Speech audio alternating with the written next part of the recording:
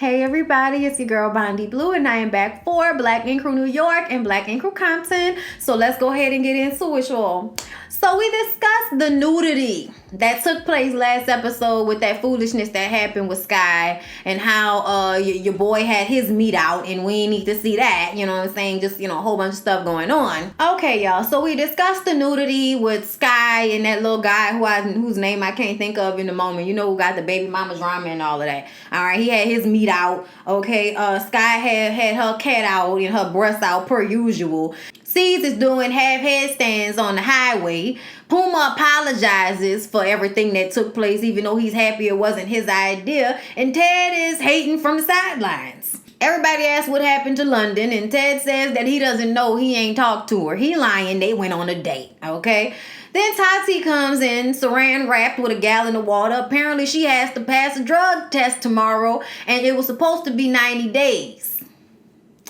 And she thought she was going to be able to pass a weed drug test in a day? With her pee? With just water and saran wrap? Oh, Lord, girl, you stupid.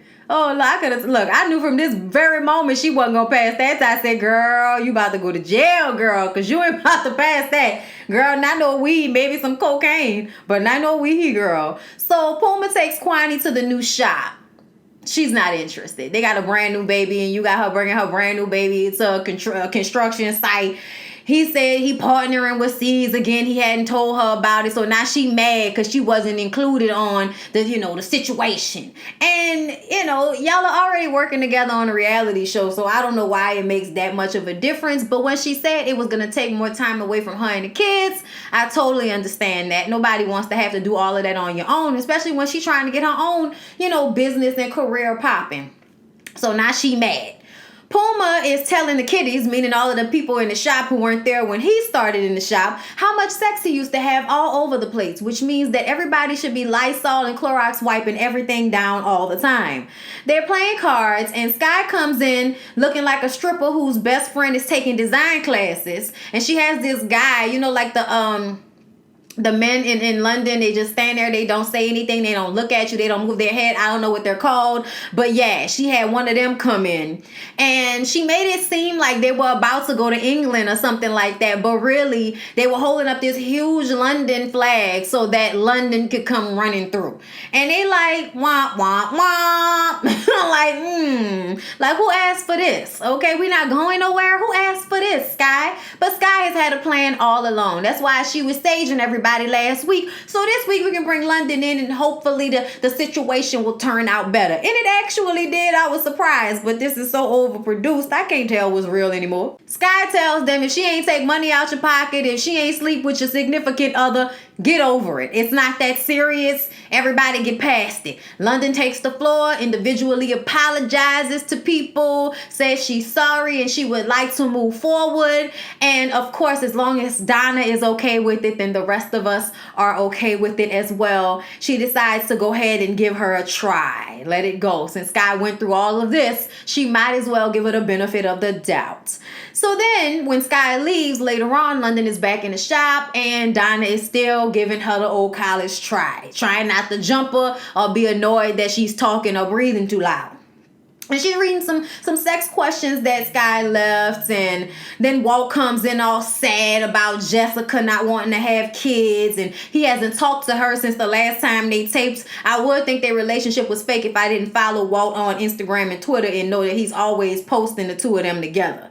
For a while now, I've been seeing them together, okay? So Crystal actually ends up doing this really fly tattoo on him that's like the angel babies, and, they have the afro puffs to basically look like his 3 kids. So I thought that was very sweet, and he's just in his feelings about the fact that he can't have the life he wanted to have with Jessica, and he's having a hard time dealing with, her not wanting to have children. And I saw last week that he was like saying, "Oh, y'all telling me to leave my girlfriend because we had a misunderstanding." And I'm just like, whoa, let's be very clear. You wanting kids and her not wanting kids are not a misunderstanding. That's not a misunderstanding, bruh. That's like a deal breaker for most people. And you are taking the time to figure out if that is what that is for you. And that's fine. Everybody's point was, if you want kids, don't even sit up here doing this to yourself or her, because you're going to eventually end up getting some side chick pregnant by accident, or you're going to leave her eventually and go get you a girl that ends up pregnant not long after y'all broke up. So we've seen the formula, but apparently, you know, they still end up working it out, which I'm glad. I was always happy that he had gotten him somebody. He always seemed so lonely. And even, you know, during the show, this episode, he's talking about how he really wanted a family. He wants his TV family. And y'all, that makes me so sad, because never in my life have I looked up to a television show like, oh, I want that family. Not once. Like, yes, everybody loved the Cosbys. Let's be very clear. Everybody loved the Cosbys. They look like a fun family to be in. But like, as an adult, I don't want to be like no TV family, because we see how that turned out. I want to be the better version of my own family and what I come from. And for Walt, I feel like you need to be looking at as many positive people in real life as you possibly can, so you can pull from some inspiration and create that for yourself, since you haven't really been shown that, you know. And it's sad, and I felt bad for him, which is why I wanted to work out with Jessica. And apparently it did. They still together. We happy for y'all. We just wanted you to know that if you want children, don't even sit up here lying to yourself, making it seem like it's not a big deal, and then in 5 years, you know, you can't take it no more. You're ready to go ahead and find somebody to have a baby with you. And then I also feel like Jessica's reasoning comes from a hurt place. You're not making a decision that's smart. You know what I'm saying? You're not making a decision that's like the better alternative. You're making a decision out of fear. And that's the issue. That's something that needs to be worked on. But that's just my opinion. So y'all, Rock, which is the other new guy in the shop with the long hair. The other guy is Mike. I just remembered it anyway. But Rock comes in the shop all messed up because he got into it with his longtime girlfriend. I'm not sure how long they've been together. He said since high school. Homegirl has not aged well. She looked like she was old enough to be his older auntie or his mom out here, okay? But she threw all his stuff outside. And he's sitting up there acting like he ain't do nothing wrong. He don't know why she was throwing all this stuff outside. He started recording it. She said she used to love him, all of this type of stuff. Not only did she throw all this stuff outside, she put peanut butter in his sneakers. That's just mad disrespectful and the stupid tax, as Judge Lintola would say. Why are you messing up his stuff? Like, that's just completely unnecessary, okay? Just kick him out. You can threaten to do it, like I've threatened to do it, but I've never really messed over anybody's clothes like that. Just because I don't want nobody messing up my stuff. I'm not doing something to you that I don't want done to myself, okay? Puma says that he needs to give it up. He's not winning in this game, meaning stop cheating. Stop playing with this girl, because she is crazy, all right? And you ain't ready for the fallout. Crystal said he probably leaving something out. All these men usually be in the wrong, but want to sit up there and act like the woman is crazy, knowing good and goddamn well you did something to make her crazy in the first place. So Cease takes Kit to dinner. What's happening with Cease and Kit? Are y'all gonna be together or not? Because y'all been playing with our emotions for a while. This must be his like work wife or something. Cease got in over his head with the council member situation because they want him to have his grand opening Labor Day weekend where they have this huge parade. And he wants to do it, but he's stressed out. She offers her assistance. And he asked her if she can pick up Cheyenne's dress, and she asked for a raise, and he says yes. And I'm like, he's probably talking about a raise in his manhood, but I'm gonna let that go. Just what's going on with them? Because I feel like they're constantly playing around, and it's like, it always feels like Kit wants to be with him, but he don't want to be with Kit. And then we looking at him like, why you don't want to be with Kit? Like, do you have better options out here? I think not. Puma tells Cease that Kwani is not feeling him in the new shop. And Cease says, oh, I know, hire her. Give her a job. Apparently, Kwani wants to do microblading, and he feels like he's been wanting to have somebody in the shop doing microblading. So have her in there so she can be around you, and it can not feel like y'all are always, you know, separate. And she's always at home and you're always at work. Y'all can spend some more time with one another. Puma doesn't really want to do that, but, you know, what is his other alternative? You know, at least he can bring it to her and see what she says. And all Cease is worrying about is his money. So Rock's girl comes into the shop. Lord, you know, you just want for the girls who know they shouldn't have on that bodycon dress to just try to dress more flattering for their body shape. That's what you want from them, but they're not gonna do it. So they come in the shop looking like she looked, and she asked to like pull him to the side. So they go outside, and she starts getting mad, and he like, you just been tripping ever since I got this job at Black Ink. So it's like, girl, what you want to be on the show? What you worried that he about to blow up and leave you because you know that, you know, you don't take care of yourself? Like, okay, look, I'm gonna just say that as nicely as I can, but they were showing us pictures, and I was like, girl, what happened?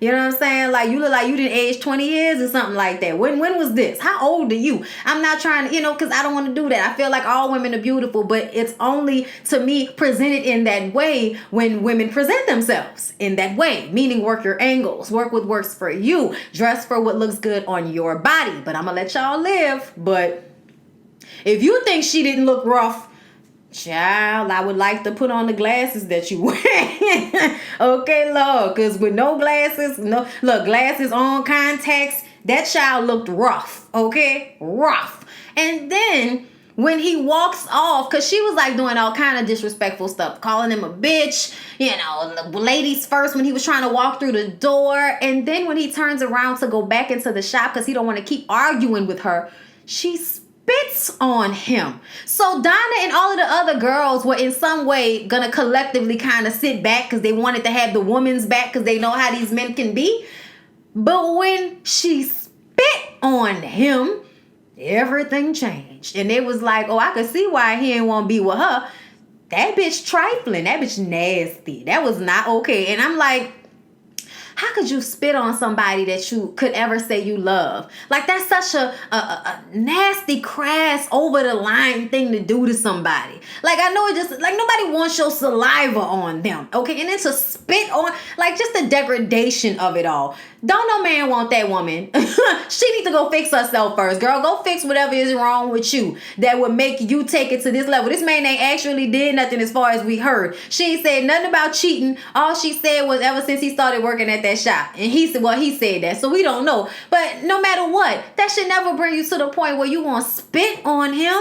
Short of molesting your kid, okay? And we don't think that's it, do we? Okay, then. So, y'all, like I told y'all, Tati didn't pass that drug test. And then she cried about it. And I was like, well, I guess when a judge told you you had a drug test in 30 days, you should have started detoxing and not smoking then. But talking about I'm lost, it's because you have no real responsibility to yourself. Like, you just do whatever in the moment instead of being responsible and thinking things through.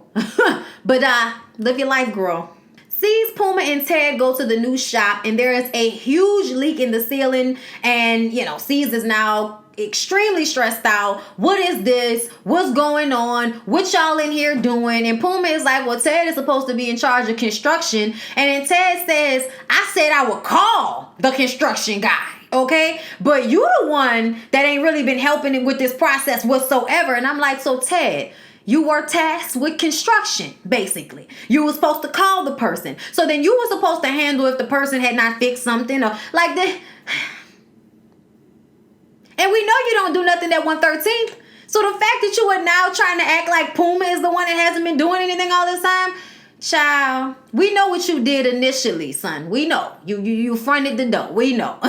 But at the end of the day, you've been sitting on your ass all of these seasons, you know, just hitting on the females, smashing the females, enjoying the parties, promoting sneakers that I never got. And, you know, like, the hate for Puma, like, I just don't know where it's coming from. And I feel like it's so unnecessary.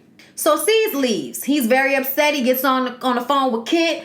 And then after he gets off the phone with her, he gets pulled over. And that's all we see. Then we see Kit go to Crystal's place to drop off Cheyenne's dress. And Crystal gets a call from Cease, you know, hey, Crystal, it's your baby daddy, David. I'm in jail. Call a homeboy to come through and meet me downtown. Court opens at 8. So now everybody is stressed out because Cease didn't got arrested. All right, let's move on to Compton. He gonna get out. He gonna be all right. So there's nothing in the shop. We remember that from last week. And I told y'all that Barbie did that. Yeah, I wasn't paying attention before, but Barbie looked like she in the motorcycle gang or something like that. She had on a leather vest with a emblem on the back. I couldn't tell. Had the Barbie on here. Had some dudes come in and remove all of the stuff from the shop, and then came in with homegirls. Oh yeah, she's a part of a crew. Okay, look, Barbie's about this life. It seemed like we thought she wasn't, but maybe she is. Okay, but yeah, she's holding all of their stuff hostage, and when KP realizes that it was Barbie, he's all mad and upset, and I kind of feel like, oh, it's not funny when it's y'all stuff, huh? I thought it was funny to me. I thought it was hilarious, and the fact that they couldn't take the joke. But y'all wanted them to be able to take the joke at the end of the night when they was drunk and tired. But you can't take, child, look, whatever. Y'all gonna get y'all stuff back. Everybody know. KP says you made everybody feel like they could disrespect me. KP, I don't know if you know, but homegirl Nessie been disrespecting you since before Barbie got into it with you. So don't blame Barbie for that foolishness. She been disrespecting you. And let's not forget that Nessie stuff was on the bus as well. So you agitated them. And as an adult, as the owner of the business, once they started to get that upset, you should have just been like, all right, I'm just playing, y'all. Here, take y'all stuff. Everybody chill out. Let's sit down. And, let's do this, y'all. Y'all ain't got to leave. You could have talked them down from that situation. But let's be clear. From what I'm looking at, KP, you act like a little boy, son. And then you get mad when people respond to you with the energy that you giving. You act like a child, and then when people act like a child with you, now all of a sudden you the adult in the situation. Yeah, whatever. He says he thought she was loyal and says that she needs to get her ass out of his shop. She said, I hope you like sitting on the floor. The next day she has everything brought back. And he like, yeah, she knows she better had done that, yeah, because you was going to call the police and she didn't feel like going to jail again. Everyone can get back to work. Great. Ink has his brother, Thomas, I think his name was, come in. And he gets like this rose tattoo finished. And like, look. On Black Ink Crew New York, when Crystal did like you could see it and that was nice, but I often feel like on dark skin, sometimes people do not know how to tattoo on dark skin. I know that y'all think that they always supposed to look like a prison tat, but I've seen good tattoos on dark skin by really good tattoo artists. So I feel like there's something y'all are not highlighting with whites. Something is happening where y'all are doing tattoos and then the day of they look like they 5 years old. So I just want to mention that that's what I saw when I looked at Ink's tattoo on, of the rose on his brother. But you're getting better, you got to practice on somebody. So y'all, Lemire and Danielle, they actually find out that their baby is perfectly fine. Thank you, Lord. Okay, because nobody wants those types of problems. So I'm very happy for them. And Lemire throws her a baby shower, and it's really dope. It's at this really nice house, and she's been sad this whole time because her mom hasn't been there during her pregnancy. She hasn't seen her mom in about 7 to 8 months. Her mom hasn't been able to make it out there to her, and of course, because of the pregnancy, high risk and everything, she hasn't been able to travel. So Lemire surprised her and had all her family, her mom, her siblings, all there, and she's going through hugging everybody and crying, and it's beautiful. It was very nice and sweet because after everything they've been through, this was just like a very nice thing to have happen. You know what I'm saying? So I was happy for her.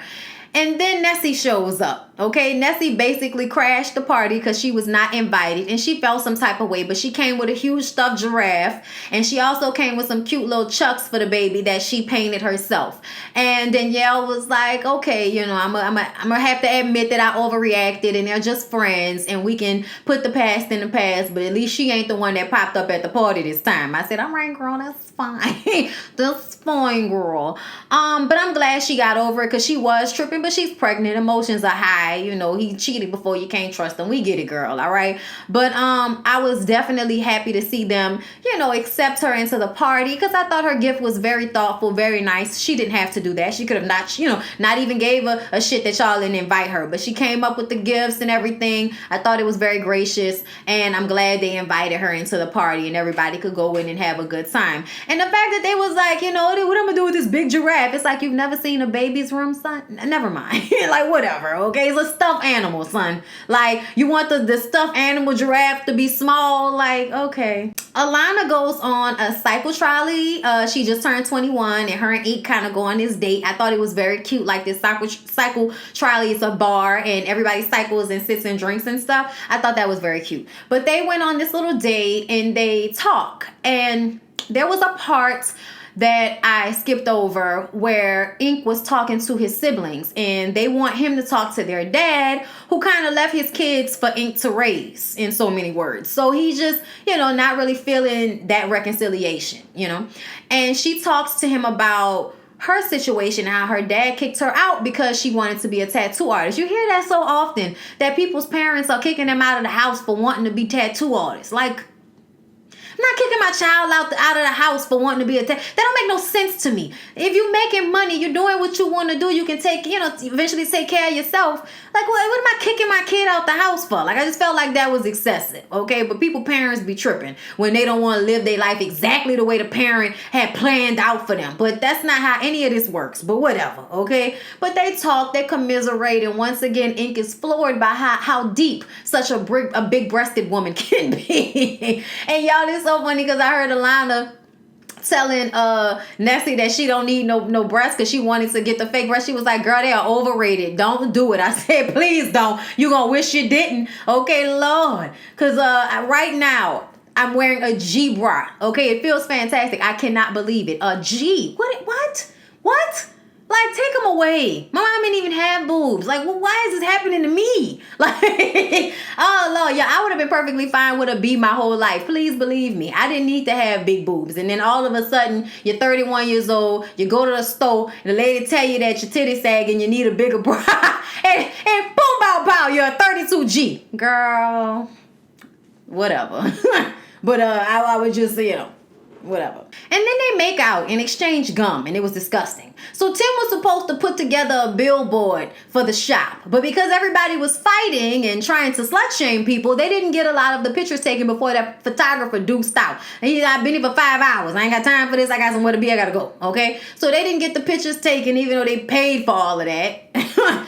So Tim says he's going to put it together himself, all right? And they go for the reveal, and it's just a big old picture of KP with a light behind him that's kind of blowing out some of his face. I thought it was actually a bad picture, but whatever, okay? Everybody else thought it was lackluster. They thought they was going to be on it. They wasn't. I'm like, y'all mean to tell me y'all didn't get one picture of everybody? Like, this was just whack to me. But, Tim did it, so that doesn't surprise me. So they have a little get together. Alana drunkenly tells Voodoo about her date with Ink and how they swapped a piece of gum. Disgusting. Barbie and the biker girls show up on some we here type stuff, okay? And y'all, why does Alana have to start running her mouth? Alana is upset because the last time she ran her mouth, Barbie punched her in it. So now instead of sitting in the corner and drinking her drink, she's decided to get rowdy once again. You're gonna punch me again? You're gonna punch me again for no reason? Barbie was like, I might, bitch, be quiet. Like, KP just tells Barbie that she needs to get out of his shop. She's not welcome. She's not loyal. And then Nessie and them and Voodoo say that she too old to be doing what she doing, because then there are the old jokes. I don't know how old she is. I'm guessing she's the same age with KP. They say they went to school together, right? Am I tripping? Either way, I think it's funny how Barbie turns out to be the one who ain't came to play with y'all, because we thought she was going to be up KP ass like everybody else has been, with the exception of Nessie. But no. Barbie was like, if y'all want it, I got it. Okay, well, homegirls to boot. Barbie leaves, but in all honesty, Barbie, I know it's a reality show, but I wouldn't have went back. I wouldn't have went back at all, because I feel like he took it too far and he's never going to take responsibility for that. So I just would have left the nigga alone. I don't even care. I definitely would have still took all the stuff out the shop just to scare their ass a little bit, just to have that initial, look on their face. But you give them their stuff back and then you keep it pushing, because ain't nobody got time to be worrying about these little boys and they bullshit, okay? But yeah, okay? And then you called the police on yourself, sis. You shouldn't have called the police. It was unnecessary. I'm just saying, I don't like involving police officers in situations that aren't threatening to my life. You know what I'm saying? So she did it to herself in that situation. But you know, it is what it is, y'all. I kind of like Barbie because I kind of find KP and the other guys annoying. So the fact that she, you know, was like, man, bump y'all. I do what I want to do. I do what I want. You know what I'm saying? I kind of was here for that. You know, even though I feel like you are too old for that. It was kind of a waste of time. You know, it was just some petty stuff to do. But at the same time, we on a reality show doing petty shit, so we might as well, you know, having, you know, going on both ways. But yeah, y'all, that's it. I hope y'all enjoyed the review. Please don't forget to like, comment, and subscribe to my channel if you have not already. I love y'all. I mess with y'all. I see y'all in the next one.